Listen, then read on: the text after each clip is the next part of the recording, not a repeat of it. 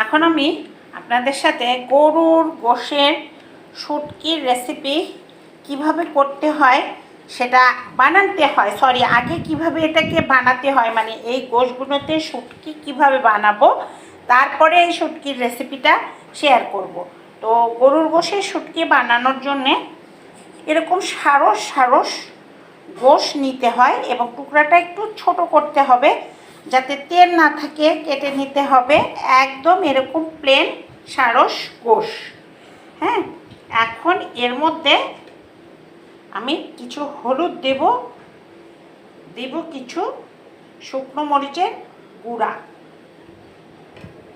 এটাকে কিছুক্ষণ 5 মিনিটের মতন মেখে রেখে দিব, তাইলে এটার যে পানি আছে সেটা বের হয়ে যাবে।